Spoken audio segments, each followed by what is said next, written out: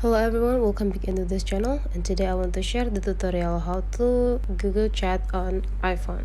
So first thing we're gonna do is go into the Google Chat application and let's open it. And after that, we already arrived on the first page, which means that we haven't started this application before. Now just get started and click or choose which account that you want to use for this Google Chat. Make them active, and after that just click done.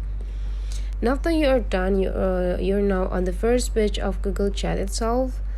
You can start doing the chat by clicking new chat here. And now you can choose either you want chat as persons, two persons, or you want to create a space. Mean that space is containing a lot of people there. So since we want to do person to person, just put the email of your friends here. Okay, so make sure that you already have a contact or their contact on your email. Okay,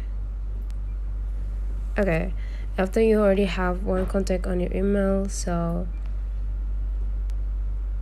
the account is available for you to chat. Now just click hi, say hi to them, and set it.